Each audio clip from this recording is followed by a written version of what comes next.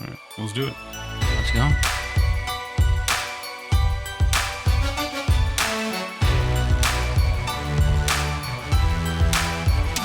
And you're listening to The Sportsmen, Mike and Rob.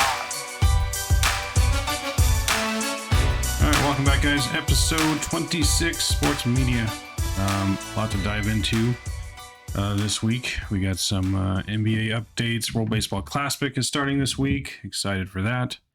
Some MLB picks. We're going to be going through our top picks for players, power rankings, where we think teams are going to finish, and some interesting new updates there. How are we doing today, Rob? Doing good, man. I slept absolutely horrible. I have a toddler, so Same. I only got, I think, like 4 hours of sleep. I think. Yeah, We're both running on it. But yeah, Caffeine power. I have nursery rhymes just burned into my brain, and it's hard not to stop singing them. You know what I mean? Mm-hmm. Life of a dad. Yeah, it's fun. It's fun stuff. Fun stuff. That's why the escape of sports, helps me get through. Escape of sports and talking about some dad stuff. LeBron over the weekend nursing his injury was seen at his son's basketball game, local over here, playing against one of my buddies' teams. His son's team came out on top in the playoffs. Nice. Moving on up towards the championship, I think. He was seen where in the stands? Yeah, I think he was sitting courtside. Did he twist his ankle walking to the? I don't know if he twisted it even more. I mean, probably should be sitting at home resting, but I mean, you got to support the family. I guess, right? Yeah, you got to support your kids. Even if you're hurt, unless you're in a coma. Yeah. But LeBron hurt once again. What does that mean for the Lakers? You think their playoff hopes have just gone away completely now? Do you think they still have a chance? Is AD going to step up? I mean, I know keeps getting hurt. I think there is a 0% chance that the Lakers are going to make the playoffs. And 0. Well, I mean, it's a lot of pressure to put on AD, and AD doesn't stay healthy. The best ability is availability, and his track record shows that he's not available when they need him. So I don't think they make the playoffs. I think it's just a big letdown for the city of LA. I mean, what do you think about Skip Bayless? He came out. He was blowing up on LeBron when the ankle injury first came out. Asking his co-star Shannon Sharp, is this a real injury? Like, you're in his inner circle. Like, they don't want to even tell us what injury it is. Trying to basically blowing up on LeBron, calling him a liar, saying he's not hurt. Which LeBron unfortunately has this rap of seeming like he fakes injuries. Whether that's true or not, we don't know. We can only assume what everyone else is assuming. And then now he takes back that statement, saying that it seems to be a real injury, might require surgery now. I think he's out for at least 3 weeks. Yeah, at least. Yeah. So almost the rest of the season. There's about a month left of the season. I don't think it's a fake injury. I mean, if anything, like, let's say the Lakers don't make the playoffs, it's gonna hurt his legacy. If his team doesn't make it back-to-back years, it looks horrible. I mean, couldn't you say that though about last season's injury, where he was hurt at the end of the season too, and could have played to help them make the playoffs? Because they're pretty much in the same spot they were in last year, on the bridge of being able to make it, but will they just have the same outcome? Yeah, well, I mean, this year they made some real big positive moves, getting D'Lo back, and they were making a real push for it. Things were looking good.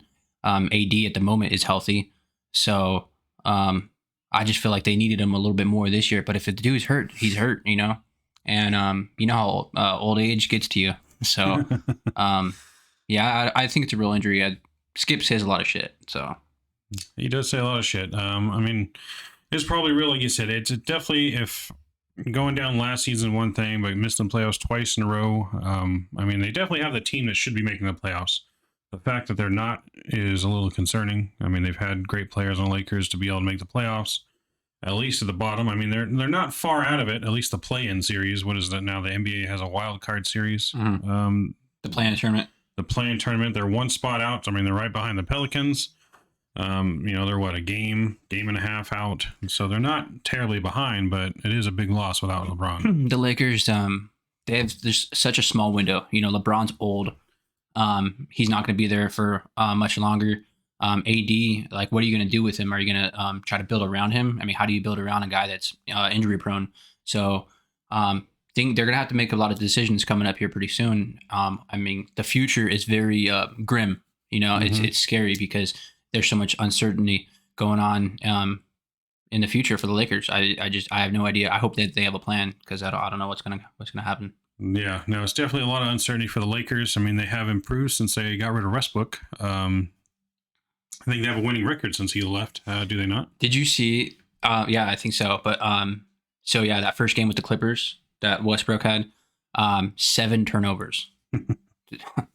Pretty crazy. I mean, I like the dude when it comes to like. No, I take that back. I don't really like the guy, but he is great. I mean, he was great, but I just don't think think he'd be great when he wants to be. He's old too. But I like the intensity that he plays with. But yeah, 7 turnovers. It's crazy. And for a dude off the bench. 7 turnovers. The Clippers, I mean, are the Clippers ever? I mean, the Clippers are in it right now. They're in the play-in. They're the 8th seed. Well, with all that load management, Leonard, I mean, are the Clippers going to be winning anytime soon? And that's another thing. I mean, is Kawhi going to be on the court, or is he going to be load managing somewhere? I mean, if we into the NBA today, the Western Conference matchups would be Denver versus the Clippers right now. Denver versus the Clippers, and you know what, man, I might be taking Denver. Yep, it'd be Denver and Clippers. It would be Memphis and Minnesota. It would be Sacramento and Dallas Mavericks. The Phoenix Suns and the Golden State Warriors. That would be a very interesting first round matchup. That would be great. Yeah, dude. KD versus his old team. That's Chris Paul's chance to really cement his legacy to win this year. And what better way than taking out the Golden State Warriors in the first round? I mean, and see, this whole thing could only. I just think that it can only hurt their legacy. KD's and CP3. If CP3 doesn't win another one, like. Is he the problem? KD, I mean, if he doesn't win one, then he can only win with Steph. Like, there's a lot of things on the line when it comes to their legacy in this year, how it's going to end. Yeah, you could say KD has to chase the championship, can't, just stay somewhere and earn one. Yeah.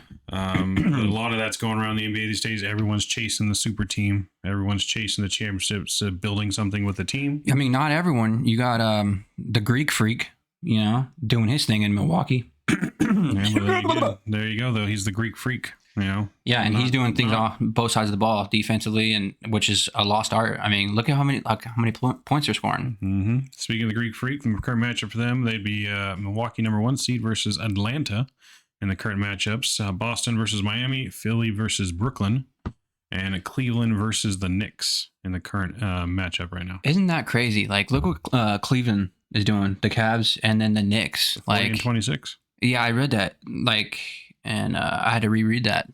It's just the Cavs are in the playoffs, and LeBron and the Lakers aren't. Be something right now. Cleveland's in the championship this year. LeBron's sitting at home watching. There's a lot of teams that pretty surprising. I mean, look at the Kings, the Cavs, and the Knicks. I mean, they're right in the mix. Yeah, even Philly's up there, 41 and 22. It's going to be interesting to see what happens in the coming weeks. We'll have more as we heat up on the... Hold on. Oh. Speaking of KD, today, going on right now as we record, KD and the Suns are playing against Kyrie and the Mavs. So that's a pretty cool little matchup going on right there. Do you have a pick? I'm going Kyrie. Okay. I'm going to give you an updated score right now. Give me an update on the score. All right. So let's see where we're at. Right now, as we speak, it's about to be the end of the first. It's 27-25 Suns. Pretty close game here. Pretty close game. And they're playing is the Mavericks he's on? Mm-hmm. Yeah. I believe in the Mavericks. I feel like a little bit more than I like Luka. The Suns. I like Luka. Yeah, he's definitely a favorite, a fan favorite in the league, and probably one of my favorite players. The way he handles himself on the court, off the court, he's fun to watch. Another thing, there was a Dylan Brooks quote that I really liked about Draymond Green. Did you pull that up? Mm-hmm. I can't read it from there. I'm sorry. Right there. So basically, Dylan Brooks said that he was giving props to Draymond's play, and he was saying that if you put him on any other team, you wouldn't really know his name. And I gotta agree with that. He puts up he's a good team player, but if you put him on like the Wizards or even he's like Houston or something else like that, I don't even think he's a household name. I don't think you know who he is. So that was pretty interesting. I thought, yeah. No, he carries himself like he's Dennis Rodman of the Bulls, back in the heydays. But yeah, no, great player. Don't take anything away from his talent. He's a great player. A lot of great, he plays with that, what do you call it? I don't kind of want to call it force, but passion, I guess, maybe. Yeah, you could say Fiery that. passion on the court. Yeah. But yeah, no, you wouldn't know his name really if he was anywhere else besides Golden State. He definitely likes to kick a lot of dudes in the nuts. That's been proven. I've seen that time and time again. Well, it's better than what Rodman does. So he's got a leg up on him on there, I guess. All right, we'll move on after that. That's all I got for basketball. So, but yeah, no, we'll start heating up NBA next week as we are getting closer and closer to playoffs. I think they start April 15th. So we are just over a month away from NBA playoffs.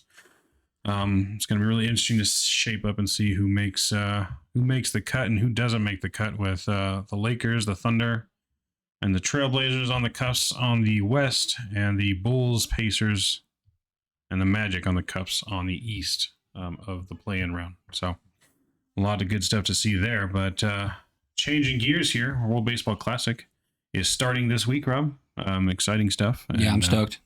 Ohtani's looking at home over in Japan. Lots of footage of him. Looks like he's showing the pitchers how he throws some of his pitches. Mm-hmm. So MLB hitters, beware. Yeah, he looks like he's having a lot of fun out there. He's getting ready to make some noise out there. Yeah, him and Yu Darvish look like they're going to be having a lot of fun for Team Japan. Mm-hmm.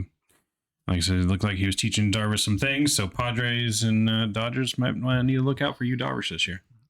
Yeah, but I seen him doing live BP, and one of the Japan's like big hitters. I don't have his name, but just hit a tank off of Yu Darvish. So you never know. He's probably not mixing up the pitches good enough or something. I don't know. He's still learning Ohtani's way. He's still learning. You give him a little bit of time. He's coming fresh off that that deal that he signed too. Mm-hmm. So yeah. Yeah, no, we'll touch on the Padres here in a little bit with our baseball rankings, but World Baseball Classic, you pointed out to me quite a few players were pulling out. Yeah, some notable ones. Vladdy Jr., he is not going to play for the Dominican Republic, which is going to just affect them pretty big. I think he's got some knee soreness. Another one, so Miguel Rojas, because of the Dodgers shortstop situation, he pulled himself out as well to focus on becoming the Dodgers' number one shortstop, but we'll get into that later. Suzuki from the Cubs. We were really looking forward to him playing with Ohtani and those guys out there, but he is out with an oblique injury. So just some stuff you don't want to see. And I think Japan will be all right. The Dominican will be all right too, but just some big names, that are out. Does that affect the rankings? Yeah, I don't know. Definitely is going to affect the rankings. I mean, I did see somewhere, and we'll go more into it, but Dodgers not even predicted to win the division this year. They're predicted to go just over 500. Well, they barely made any moves.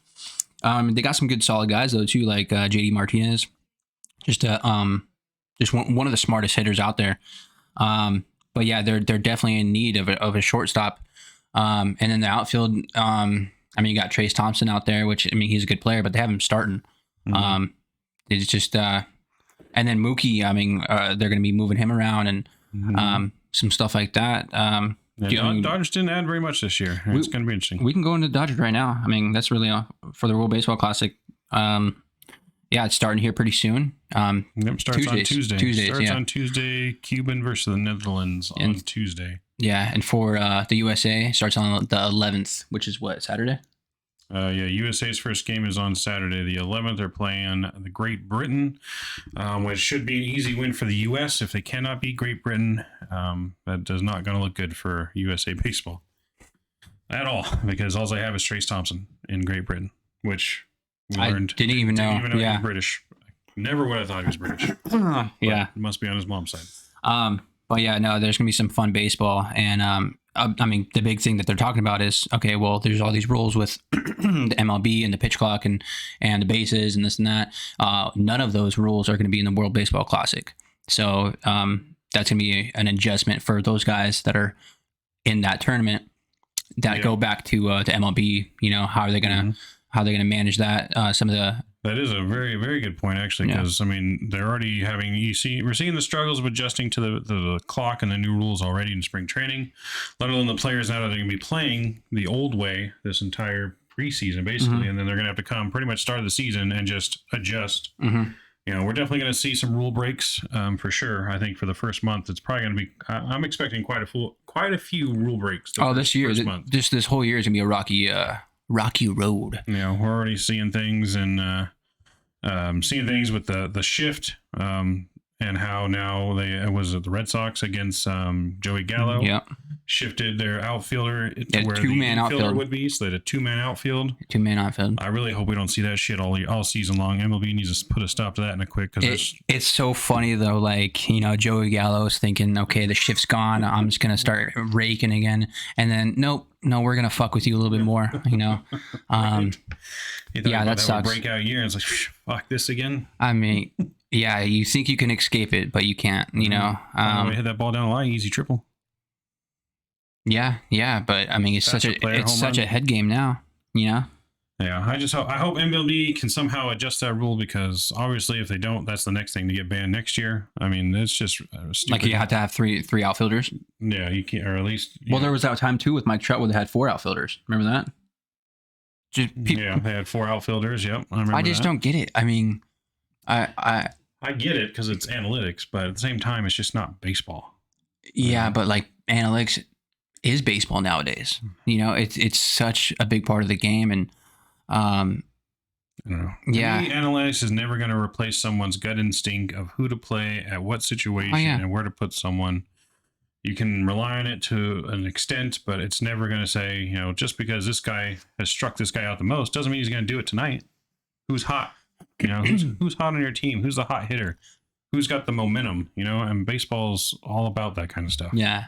So, I mean, that being said, a lot of these managers and coaches are saying, okay, in the World Baseball Classic, just act like there's a pitch clock, just kind of faster pace. Yeah. Still try to get used to it when you're out there, which is a lot easier said than done, especially when these guys have been doing it a certain way their entire life, you know? Yeah. Baseball's all about routines. You know, you see the batters on the box, they fix their gloves. I mean, they're doing the exact same thing every single pitch. The pitcher is doing the exact same thing every single pitch. The on-deck hitter is doing the exact same thing every single pitch. It's a game about routines, and it's going to be a big change. Yeah. But Dodgers shortstop, man, who are they going to get to replace Gavin? He's down and out for the count. It is such a sad situation. Did you see? I mean, all the emotion, the tears in his eyes. Like, this is something that he's worked for, you know, his entire life. His dream. Everyone wanted to be a shortstop for the Dodgers, he said, and he's finally there. This is supposed to be his year, you know, a breakout year. Which, you know, I mean, he's been a top prospect for so many years now. Dude's what, 24, 25 years old. You never want to see that. That being said, they have a big hole in the shortstop, and they need to fill it. They just acquired Miguel Rojas, and which is pretty solid. They got him on the cheaper end, and he can be their everyday shortstop. But he can be their everyday shortstop. I know that they're going to move in Mookie to second. They're trying out Chris Taylor for shortstop, which he's played. He came up as a shortstop, but that's not his strong suit. I think he's more comfortable in the outfield. He's got a lot of range. There's a couple free agents out there. I'm just going to throw a couple names out there. Jose Iglesias. He's probably he's the top free agent. He's a top free agent. He's ready right now. He's good. Both sides of the ball. I know he's only 33. I'm really surprised no one's picked him up. Yeah, I mean, it just shows you how deep the shortstop position was this year for free agents. You know, Trey Turner, Carlos Correa, Bogarts, Swanson. I know I mentioned Simmons as well, Simba, but is he even available still? I think he signed somewhere, didn't he? I'm not showing him on the list of free agents. I couldn't find him, but I mean, remember when he left the Angels? It was for his mental health. So I don't know if he's mentally in a good space right now to come back and play. I don't know. Did he sign? I'm looking right now. I feel like he signed with the Cubs, did he not? Well, they just got Or- Swanson. So I Oh, mean, if they did, Swanson. No, he was with the Cubs last year. Did he retire? Did he just- I don't have news on that. Yeah, I'm not sure. But I mean, he's still available, I think, unless he's just hanging it up. I mean, I think Jose Iglesias or Andrelton Simmons. I mean, Simmons is a way better defensive shortstop. They have the bats, you know. So he would be a great fit. Jose Iglesias is ready, and he's just on any team he's been on any team he's went to. He's been a great clubhouse guy, a great team guy. He's just good vibes in the dugout. He makes some incredible plays. I mean, I know he's been known to make a few bonehead kind of errors, but he's good vibes. He's got a decent power at the shortstop position. But I mean, they can also make some trades too. They're stacked when it comes to their farm system. So I mean, you can go that route too and trade for a guy. I know the Angels right now, they're pretty deep up the middle. You know, do you trade a Luis Rengifo or a David Fletcher? I know David Fletcher's been on a downhill. He's been struggling a little bit. But those guys, I mean, a lot of those due to injury though last year. I mean, he's healthy this year, hopefully coming back to form. But I mean, he's definitely right now. He's not projected starting in the starting lineup for the Angels with their new additions. mm-hmm. I mean, I love David Fletch when he was on. I mean, he was the hardest player to get to strike out in the league. He made the most contact. You know, he was the next David Eckstein for the Angels, basically. So hopefully he comes back. But I'd be sad if the Angels traded him, to be honest. He's a good dude off the bench for sure. I feel like every winning team needs a guy like that, a guy you could just plug in anywhere. Those nitty gritty guys, man. Yeah, just an all around, just a hustler. A guy that just leaves it all out there on the field. So, but yeah, the Dodgers have a choice to make because they definitely have a hole to fill. I mean, I think their easiest option, like you said, if Simmons is not available, the easiest option is going to be to sign Jose Iglesias. That's, I think, their easiest option. I don't think the Dodgers have much more depth that they can afford to give away. And it'd be nice if the Angels were able to trade one of their pieces for a solid pitcher to help shore up our rotation. Mm-hmm. I just don't think the Dodgers can really afford what they have this year. I mean, their pitching staff is already not in the best of shape. Kershaw, is a huge potential injury risk. Walker Buehler is still out, I think. Walker Buehler is still recovering from the injuries. So they're not exactly as deep as they were. They've, through recent years, they've traded away a lot of prospects. Mm-hmm. Did not sign a whole lot this year. I mean, they lost quite a bit. I think they lost more than they signed. Oh, everyone says that they're saving up for Ohtani. I mean, that's what the rumor is. I just can't see Ohtani going to the Dodgers. I feel like he'd go to the Cubs or the Giants or the Padres before he ever went to the Dodgers. I can see him going to L.A. It's just down the freeway. He's already used to California, so that's why I could say the Padres or the Giants. I don't know. Just the Dodger atmosphere, I feel like, is not him. They'll pay whatever he wants. My prediction, Shohei Ohtani, no matter where he goes, I do not think he'll sign the highest contract he's given. Really? Because I think it's going to be more important where he's playing. And I don't necessarily think the team that he'd be best fit for is going to give him the most money. That's an interesting take. I think Ohtani's going to get paid, and he's definitely getting paid. I mean, the Mets, no one's going to outbid the Mets, and I can't see him playing for the Mets. That's why I think he's going to turn down whatever the highest contract he is given, because he wants to go where he wants to go. I can see him being a Padre. I can see that too, playing with Yu Darvish. Yeah, but they're going to offer him all the money in the world. They will, but they don't have Steve Cohen money. Yeah, they don't, but at the same time, dude. $600 million. How much you want to bet? $600 million opening offer. Yeah. From Steve Cohen. You think over under 6? You're saying over? I'm over, yeah. Over 6 that's probably. Crazy, dude. By the time we get to next year. If he has the year we're thinking he's going to have, this could be the biggest walking year of all time by any player that Ohtani could just be putting on right now. Yeah. Lots of motivation for him. But yeah, so it's going to be interesting to see what they do. I mean, the top remaining free agents right now, Trevor Bauer, David Price, Jason Hayward, Zach Britton. Go slower. Start over. So Trevor Bauer, he's not gonna get signed. So we think he's not getting signed, not even by like the Pirates or someone just willing to take a chance for minimum. Nah, dude. Sell some tickets, dude. No, he's still gonna be doing some YouTube shit and some Instagram videos, TikTok, pitching to high schoolers. Yeah, that's Trevor Bauer's done. Next, maybe we can get him for our beer league team. Yeah, you never know, dude. You want to get him? Yeah, put it out there. All right, who's David Price retired? Needs to retire probably at the end of his career. Jason Hayward. Jason Hayward's with the Dodgers.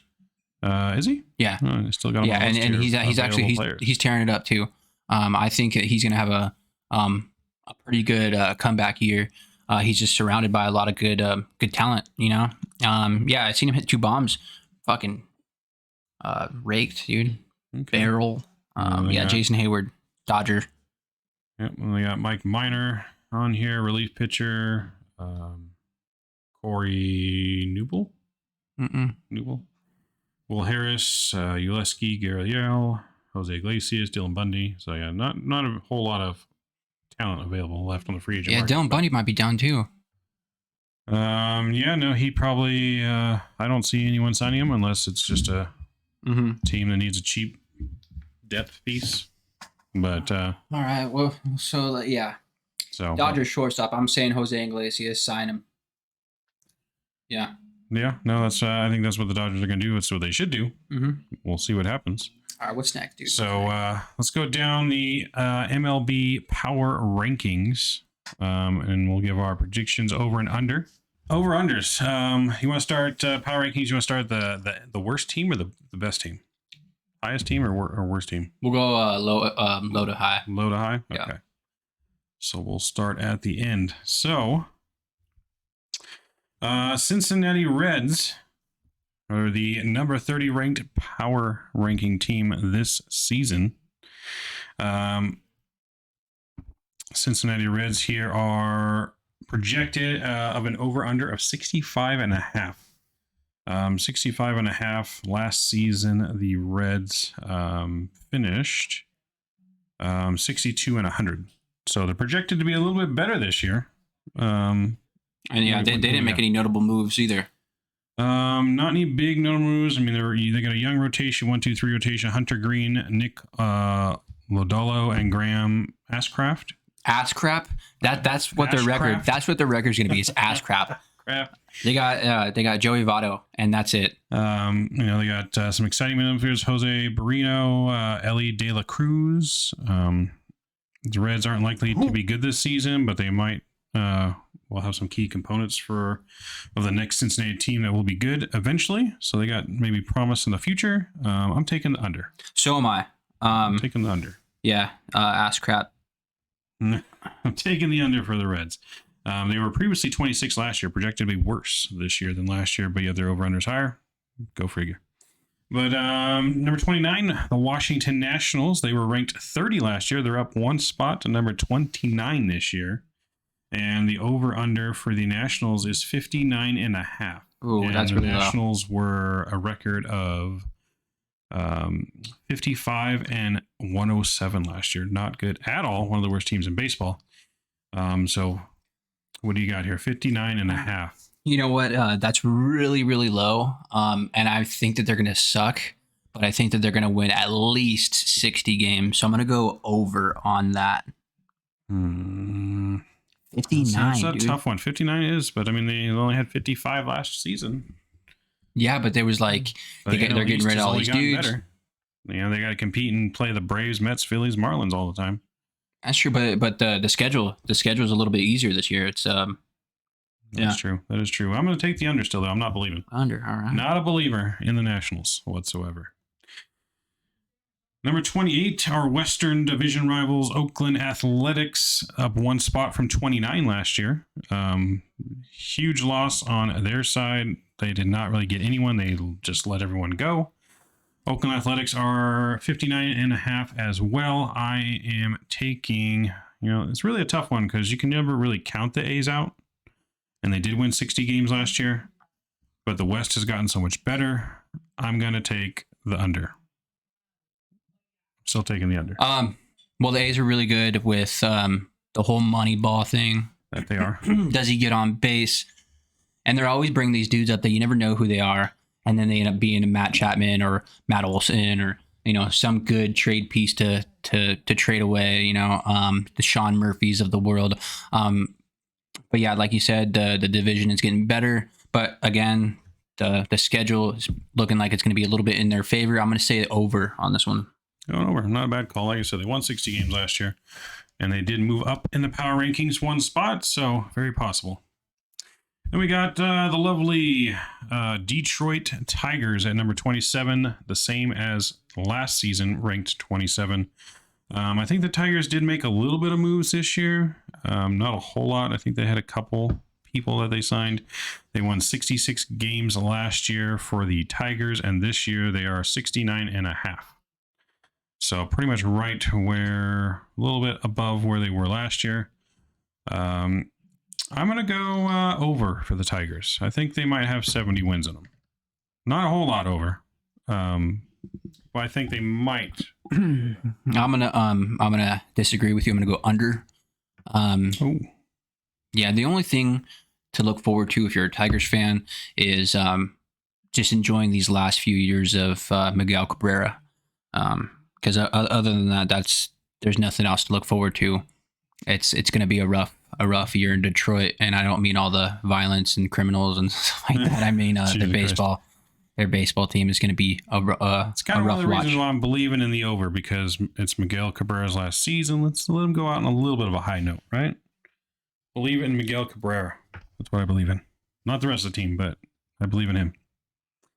Number 26, we got Colorado Rockies. They were 24 last season. They're down 2 spots to number 26 with a over-under of 65.5. They have Chris Bryant. That's their magical weapon. Is Chris Bryant enough to get them over the hump in the West Division, where they finished dead last at 68-94 last season? So projected lower than they were last season. What do you got? I'll let you take this one first. I'm gonna go under. Chris Bryant. That's their start. I love the dude, but I don't see him playing a whole year. I think he might get hurt. Take a little bit of time to go snowboarding, check out the views in beautiful Colorado. But yeah, I'm gonna go under. I'm gonna go under as well. Yeah, Colorado Rockies just not a very good team outside of Chris Bryant. He was someone I was hoping back in the day the Angels, when he was free agent, might go after him. Yeah, could play multiple positions. There were rumors, but never happened. They also got CJ Cron, who was just hitting some tanks. CJ Cron, yeah, he. Oof. But yeah, another sore loss for the Angels on that one too. Could have been great. Who's next? We got number 25, Kansas City Royals at the same spot as last year at 25. They are 68.5 or 68.5 for their over/under. The Royals last season finished dead last at 65-97. So 68.5 for the Royals. And Zach Greinke. Do you believe in Greinke? Zach Greinke, I do not believe. I don't believe in him, but he's great. He's great. I don't believe in him this year. But I did like that clip you showed me earlier of him fucking with the batter that wasn't allowed to swing. Zach Greinke doesn't need a pitch clock to fuck with people. Zach Greinke is one of those guys where he is the pitch clock. Still sorry the Angels didn't keep him. Yeah. I think he's a great. It's fun to watch. Yeah, he's gonna be great for all those young pitchers out there. And they got Bobby Witt Jr., right? So and he's supposed to be the guy. He's gonna have a great year. So I'm gonna go over. I'm going over too. The Royals got some good young talent. They got Salvi, Perez. They still got Salvi. I mean, he's not what he was, but he's still pretty damn good. But you know what, too? The Royals they signed Jackie Bradley Jr. too. I know he's been on the downhill. He kind of went MIA. I don't know what happened to him, but he's looking to have a bounce back year with the Royals as well. Yeah, so I think Royals could be a team that could surprise people this year. I'm going over. I think they win maybe 72 to 75 games. So yeah, I'm definitely going over. Up next on the list, we got the Pittsburgh Pirates. They're up 4 spots from last year. They were 28. They are now number 24 with Andrew McCutchen, Carlos Santana. They got Rich Hill, who came out of retirement, right? And he's 43. Yeah. Turns 43 this month. They also have a breakout star. It's going to be his year. I think he's going to have one of the best years in baseball. O'Neal Cruz, the guy that makes Aaron Judge look like fucking Jose Altuve. He makes Aaron Judge look kind of small out there, and he's just got one of these effortlessly, like, I don't even know if that's a word. Effortlessly, you know what I'm trying to say? Effortlessly. You know, the swing, and he barely swings, and the guy hits the ball over 400 feet. He's fast, and he's got a hose. He's real fun to watch, and this is going to be his year. This is going to be the guy to look out for, O'Neal Cruz. Yeah, I don't think he qualifies as a rookie anymore. He had 87 games last year. I'm not sure what the number is. If he did qualify for rookie, he has probably the top chance rookie of the year this year for the National League, but I just don't think he qualifies for that, but he is poised for a breakout. There's also a little bit of drama still with Brian Reynolds. Brian Reynolds? Yeah. Because he was requesting a trade, which they did not grant. So I wonder if the clubhouse is going to be there's going to be some drama behind the scenes. They got D-Man Choi too. Oh yeah, he's a good dude. He's good. And so they made some good positive moves. So I'm going to say over. I'm giving them the over too. They could be another surprise team. 67.5 is their over under. I think they're at least a 70-win team out of the Pirates. They got a chance, especially if O'Neal does have his breakout year. Mm-hmm. I mean, watch out. You never know. We got 23, the Miami Marlins, the ex-team of Derek Jeter. Some drama stepping away from that, too. Derek Jeter obviously signing that broadcasting deal with the awkward A-Rod Derek Jeter exchange, because we know they have beef. But Miami Marlins, they got them on a over-under of 75.5. They're at the same ranking they were last year at 23. The Marlins finished 4th in the NL East at 69-93. Marlins are a team that have a lot of good young talent that are poised to have a breakout team as well. If they just have a couple key ingredients that they could add to their team, they would be an instant, I think, playoff contender. They just need the right recipe. But they definitely have a lot of good young talent.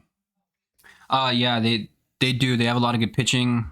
Sandy at the top of their rotation. They made a couple good moves. They got Gene Segura, and they have Jazz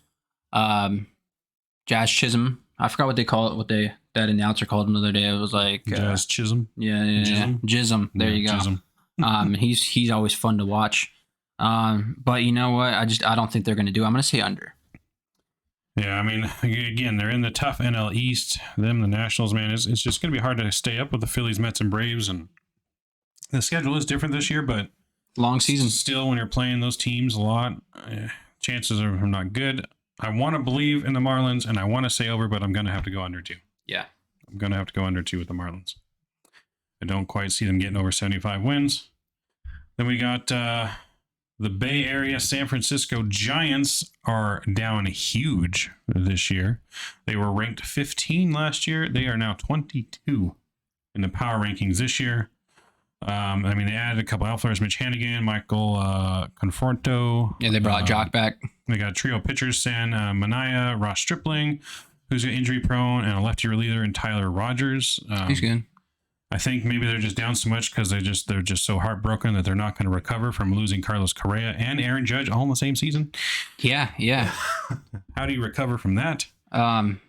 So they're over under 80.5 for the Giants, who finished 81-81, 500 dead even last season. So they're projected to do what? They're projected for 80.5. They won 81 last year. You know what, dude? I could see him winning more than that. I don't think that they're going to make the playoffs. I don't think that they're going to make any noise, but I could see them winning like 83 games, 83 to 85 games. That's what I'm saying. So I'm going to go over. I think it's a good bet. Because 80's low. Giants are usually good. I mean, they fell off the table hard last year. They were pretty good to start the season. I like their manager. Yeah, they fell off hard, and I mean, they're right dead in where they were last year. I can see them squeaking out a couple extra wins, so I'm going to say over 2. I'm on the over track. Number 21, Chicago Cubs. They were ranked 22, so up for 1 spot from last year. The additions of Bellinger, Eric Hosmer, Trey Mancini. I mean, they added some pretty good talent. That Swanson.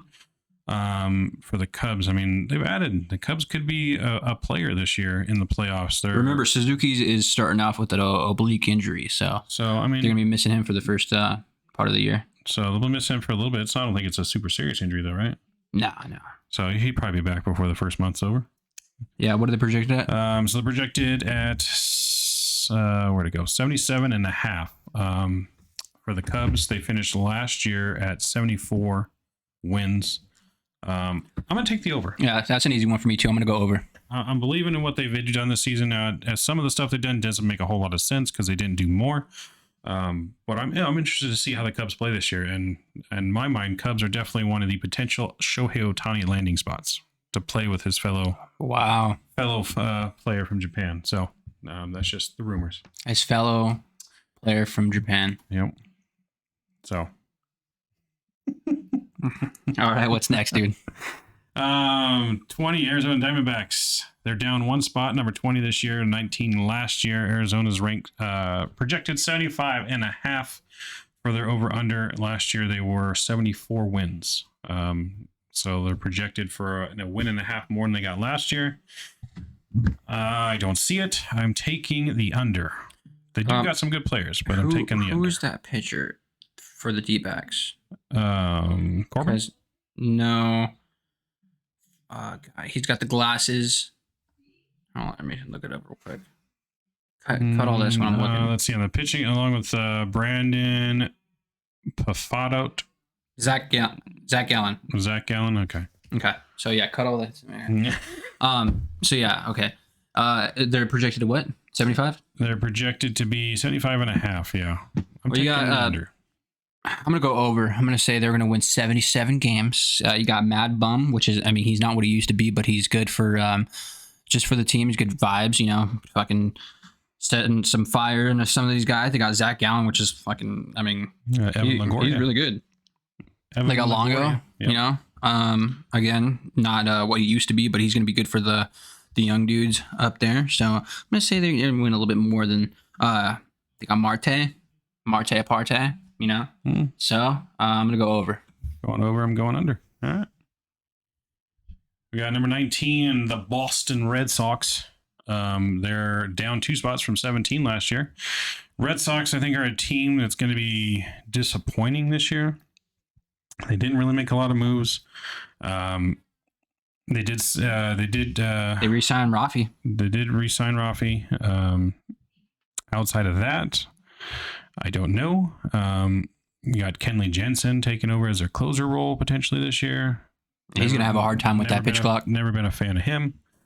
So they got Boston 77.5 over under. What Boston finished last year? Boston finished dead last at 78 wins last year. Boston fans are going to be really, really pissed if they finish under, which that's what I'm going with. I'm going with the under. I'm going with the under too. I think they're going to be a huge disappointment this season. I don't see it. I think they're one of the bigger losers of this offseason. They lost Bogarts. They didn't really add much. We'll see though. Ahead of the Boston Red Sox, which I'm sure not going to make them happy, Baltimore Orioles, number 18 in the power rankings. They were 14 last year. Orioles were the surprise team last year that actually down the stretch was doing really well, making a case for them for the playoffs. And I think they got another shot this year to kind of surprise too. They're 77.5 right now of their over-under. They finished last year at 83 wins. I think it's going to be hard for them to repeat, but I believe, and I'm going over. I'm going to go over too. They got Adley coming up. This is going to be his second year, right? Yes. And he's already in the conversation for being the best catcher in baseball. Yeah. So, they got the favorite to win AL Rookie of the Year as well as Gunnar Henderson. Gunnar, yeah. So I'm going to go over. You're going over too. All right, we got over.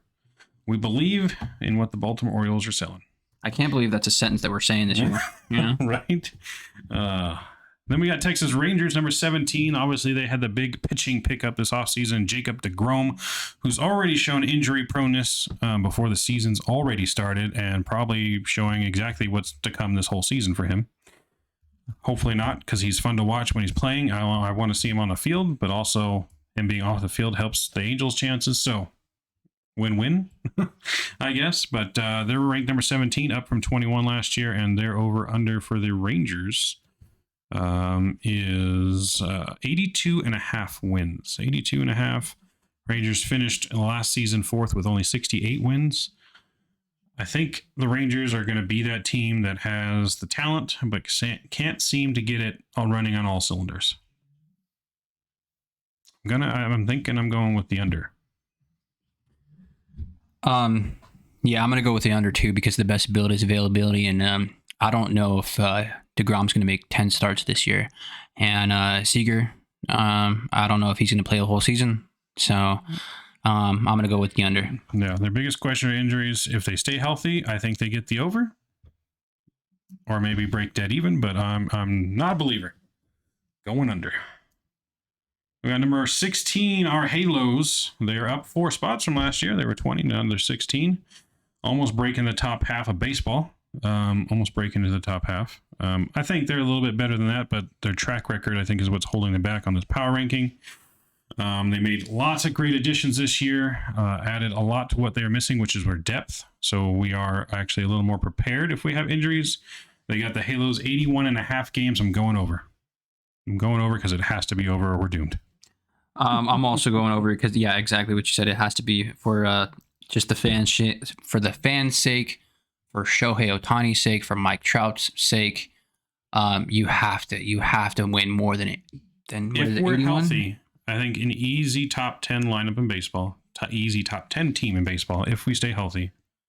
And you could even make the chase for top 5 lineup. I mean, depth, like you said earlier, depth is what they worked on. I think this is easily a 90-win team. Easily, I think a 90-win team. Like, so the biggest thing's always been, the Angels pitching. The pitching sucks. It's not there. Pitching's been great now. Yeah. It was just the injuries last season, so that depth, that's the last thing they really need to shore up. So, big year for the Halos, hopefully. Number 15, Chicago White Sox, up 1 spot to number 15. Chicago White Sox are projected for 83.5 wins. Chicago finished last season second place, 81-81. Complete 500 team behind the Guardians in the AL Central. And what did I say, 83-85, so they're projected a little bit better this year. I feel like Chicago's also another loser in the offseason. I don't think they really did much to contend, and I'm not seeing a better outcome for them this season. I'm taking the under. Well, now that they got rid of that geriatric fuck, Tony La Russa, I think that they're gonna do a lot better this year. Tim Anderson, it's real fun to watch. Luis Rebor. I think he's gonna be pretty good this year. They got Jan Machada, but I think they got the names. Yeah, they got Yasmani Grandal. Yeah, they made that big deal, signing Benatelli. So I'm gonna go with the over. Going with the over. I like it. Minnesota Twins, number 14, up 4 spots from number 18. The Trevor Plouffe team. Minnesota here is projected for 83.5 with their fan favorite Carlos Correa back in the twin stripes. 83.5 with the famous Carlos Correa. I don't know. The over under, what do you got on this one? I think it's an 85-win team, but you got Brian Bruxton, Kenta Maeda, Chris Paddock, Royce Lewis, Carlos Correa. If his ankle holds up, is that going to be the story of the year? He goes down with his ankle injury that everyone was worried about. Could you imagine? Yeah, I'm gonna go with over, but not by a lot. But I'm going with over. If he does get hurt with his ankle this year, that's going to be his legacy for the rest of his career. At least he got paid. He did get paid though. More power to him. So you're going over. Mm-hmm. What did they finish last year? Twins finished 78 wins last year. I'm going under. Going under. Okay. Just because it's Trevor Plouffe's team. Going under. What's the next one? Milwaukee Brewers, number 13. The Brew Crew. Same as they were yesterday. They got Jesse Winker. They got fucking what? They got fucking what's his name? No one knows. They got Christensen. I think his name's Christensen, right? No, you're talking about Yelich. Christian Christian dude. Yelich, The there you guy go. that's playing, isn't he playing for like Japan or something? I don't know, but I they're don't know. 85 and a half. Brew Crew. Yeah, I'm going under. Brew Crew finished. They finished 86 wins last year. I'm gonna go over. I'm going over. I think they're gonna bring it. Going over. Number 12, Cleveland. Cleveland Indians. Guardians. They were 8 last year. Now they're down to number 12. They finished red hot in the top spot in the AL Central. They got 87 and a half is their over under. They finished with 92 wins last year. I can't see them cooling off very much. I think they're still going to be a force. I'm going to go over. I think they win the division again. I think that's a good bet, but I'm gonna go under. Going under. All right. Don't believe in Josh Bell and Mike Zunino?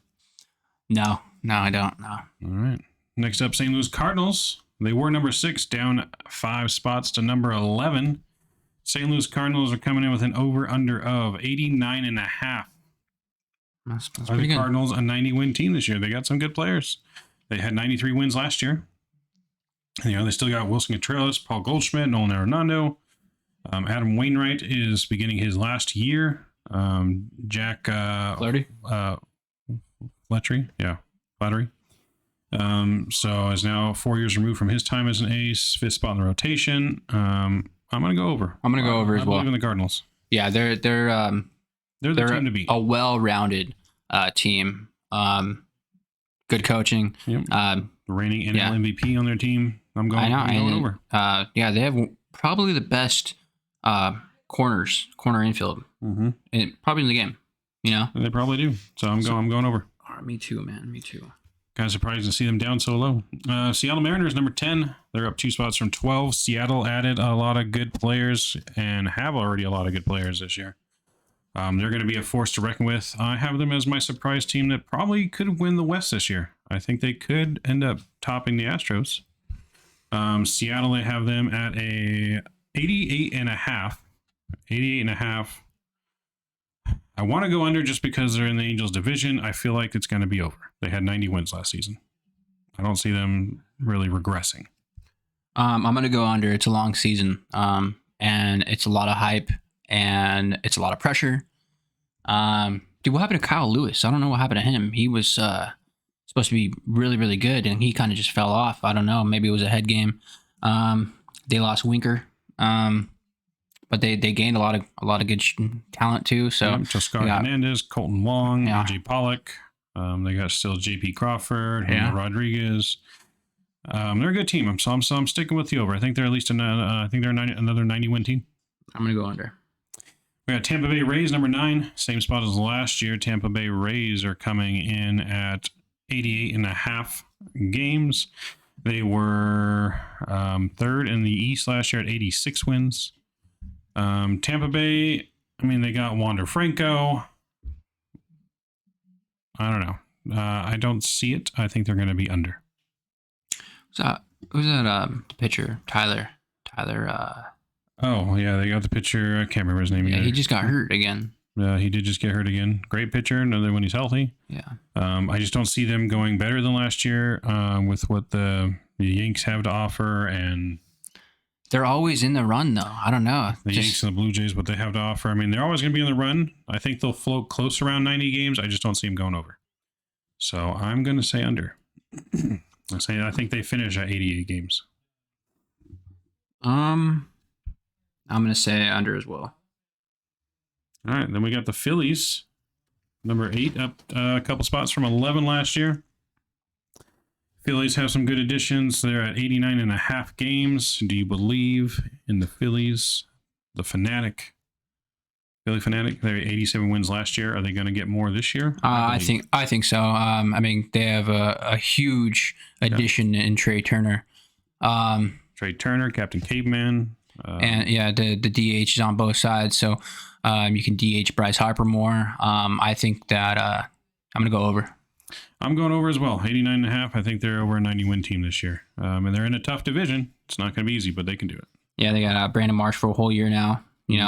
Brad Marsh, I think another player, breakout season this year. I think he's going to have an incredible year this year. Yeah. In that Philly outfield. Number 7, Toronto Blue Jays. They're back in the same spot at number 7. As you know, they got Kevin Kiermaier, Vladimir Guerrero Jr., Bo Bichette, Brandon Belt. Blue Jays, I think, are going to be right up there with the Yankees contending for the division. Toronto Blue Jays, they're at 92.5. 92.5. They finished last year with 92 wins. So they're projecting them to be about the same. I don't know if they're going to go over 92.5. Are they a 93 win team? I'm gonna say yes. I'm gonna say over. Yeah, I think this is going to be one of the best teams in baseball. I'm going to say over as well. The lineup's deadly. Then we got number 6, the Los Angeles Dodgers, who recently by Fangraphs were projected to become second place to the Padres this season. Yeah, be on the lookout for them to make some moves too. They lost their shortstop, so I mean, they're definitely got some struggles ahead of them. Their pitching's not as depth as it was. They do got Thor this year, right? I mean, maybe Thor has a comeback season after he had got his feet wet with the Angels. So for the Dodgers, they are 96.5. 96.5 for the Dodgers. They went in with 111 wins last year, and they're projecting now to Fangraphs is projecting them to finish barely over 500. Now they are? Yeah, with like 87 wins is what Fangraphs is projecting. Second place to the Padres. Going from 111 wins, the best record in baseball, to now being a second place team next year. They were power ranked number 1. They're now number 6. Just because they're not as deep as they were, I can kind of see it happening. The Padres are stacked. The Padres are built to win if they can stay healthy.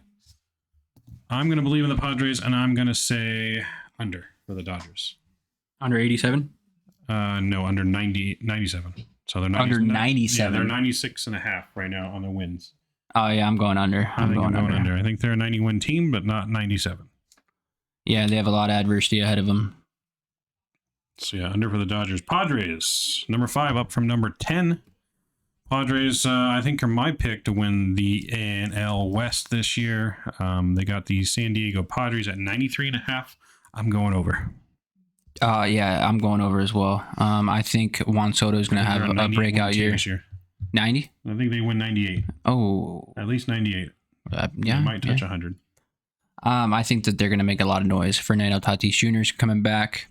Yep, Xander Bogaerts. Xander, Jake Cronenworth, Manny Machado, Juan Soto. I mean, their lineup is stacked. Yeah. They got great pitching.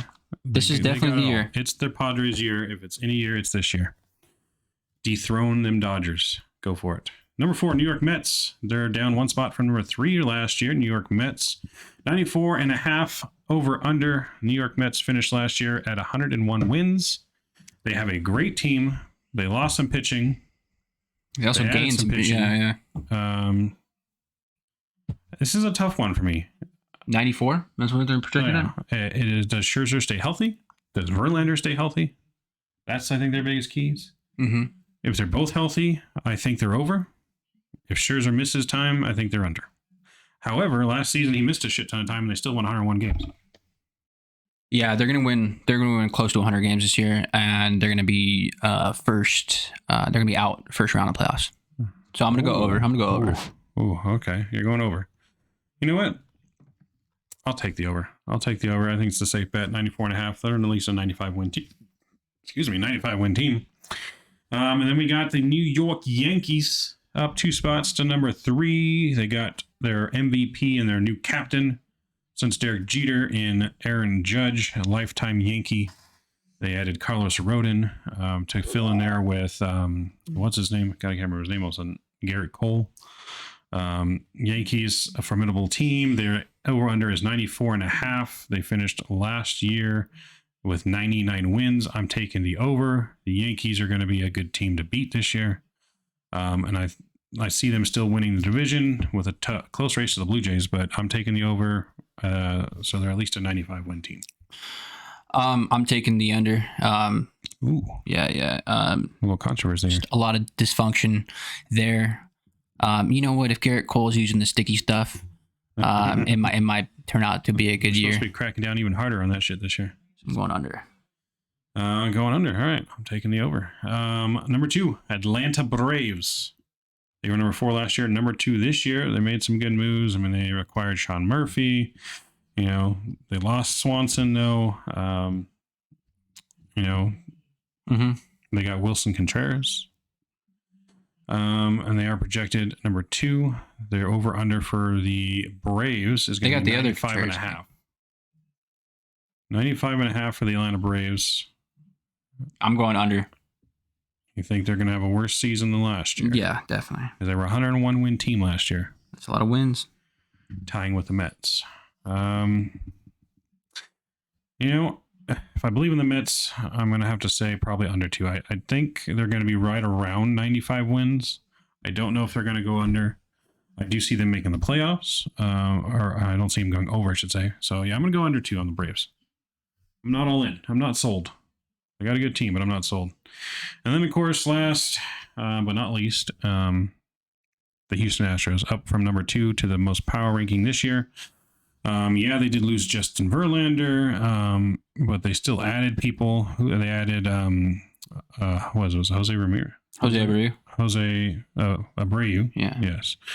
They, so, I mean, they've gotten better. They did not add a whole lot of pitching, but the Astros, they re-signed some guys, Javier. Yeah, they re-signed some guys, Javier. I mean, they still got a great team. I don't want to see the Astros do good, but they're over under. They got the Houston at 96.5. And the Astros finished with 106 wins last year. I think Seattle's going to take them this year, though. And I see Astros being number 2. So I'm going to say under. I think they're a 95 win team. I don't think they're a 97 win team. So you're going with under.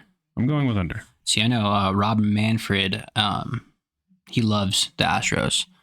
So I'm going to go over. I mean, I'm going to be rooting against them, and I hope that they're not going to go over, but I'm going to go over. Yeah, no, we can only hope. But I think I got some pretty solid picks there. Yes. We'll review these at the end of the season to see which of us wins. We'll have to put some kind of bet to it or something. But let's wrap it up and do let's do our fantasy lineups real quick. Who do we think is the best player each position? Just a quick rundown. Okay, so where do you want to start? Let's start with behind the dish, and we'll just kind of work our way around. We'll say pitching for last. Okay, behind the dish, so we're catching. Behind the dish. Who are you taking? So without like really going into it and looking at the numbers or anything like that, just kind of going off the top of the head, I'm going to go JT Remuto. Remuto. I don't know how to say it. Write this down. No, JT. All right, so you got JT. I'm going. You know what? I'm going to go. I'm going to go Wilson Contreras. I like Contreras. I'm going with Contreras behind the dish. So let's hop over now to third base. One of the more potent areas here in MLB. Who do you got third base? I'm going to go with Manny Machado. He just got paid.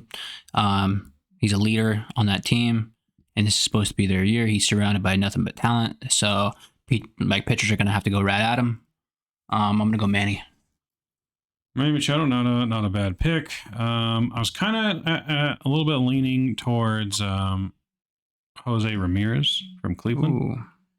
But I think I'm going to have to stick with Machado as well. Okay. So I'm going Machado. Let's move over to the shortstop position.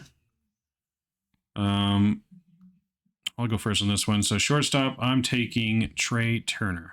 That's a good one. I was thinking Trey too, but I might, just to not pick the same dude. I mean, you got lots of choices here. I'm gonna go with Xander.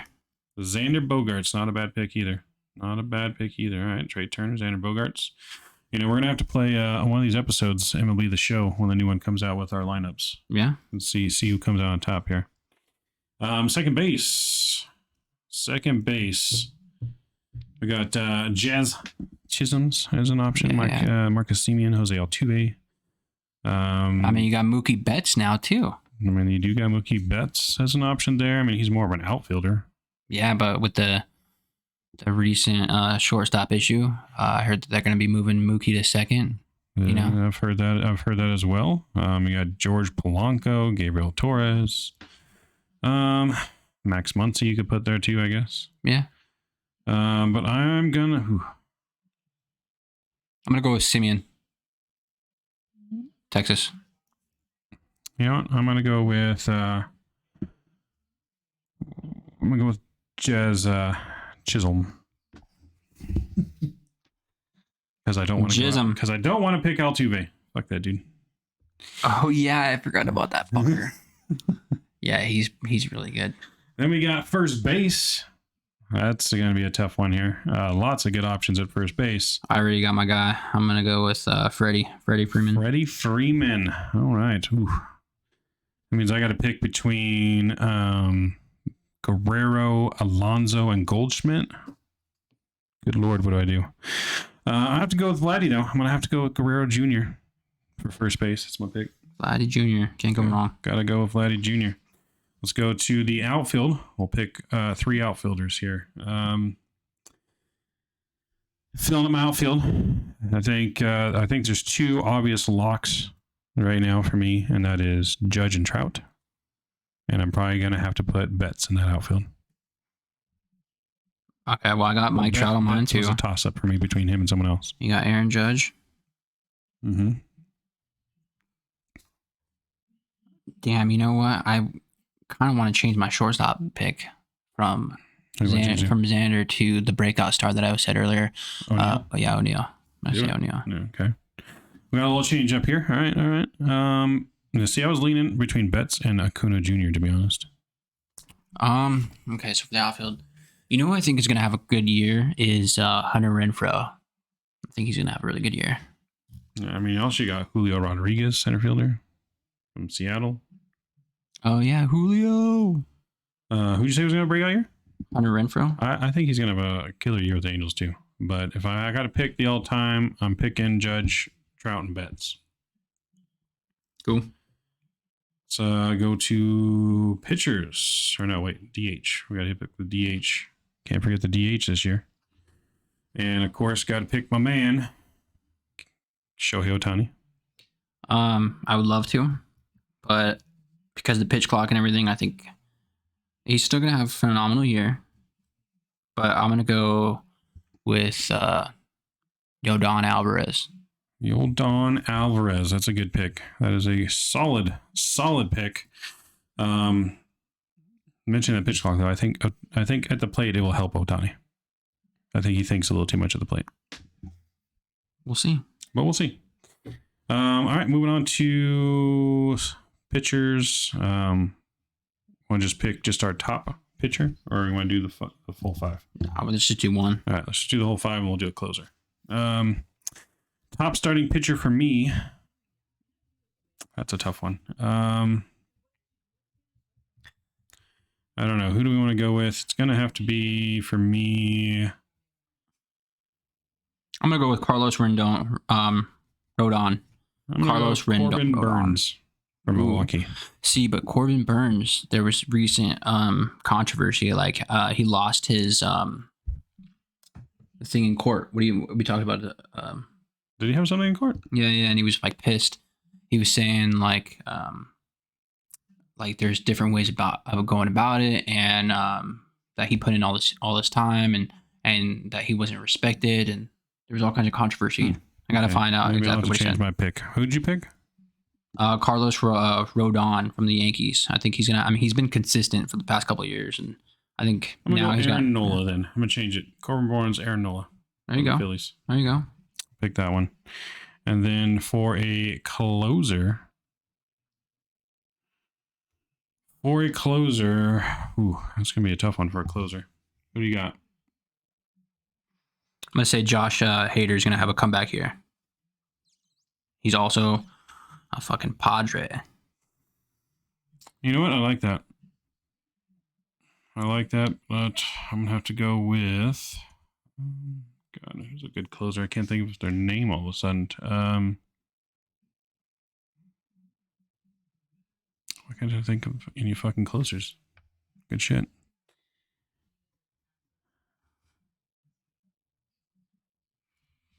You got Rysal, you got Jensen, you got Kimbrel. Kimbrel, that's who I was thinking of. I'm going to go with Kimbrel.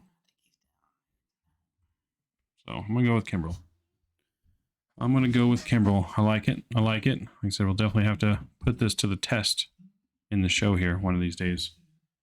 But so yeah, but that's gonna wrap it up for baseball. We got, like I said, playoffs heating up for the NBA next week, and we'll dive deep into the World Baseball Classic action, and whatever the hell's going on in life.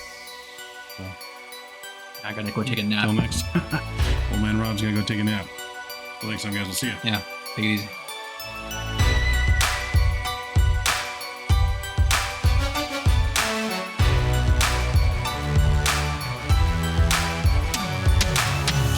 And you're listening to The Sportsman, Mike and Rob.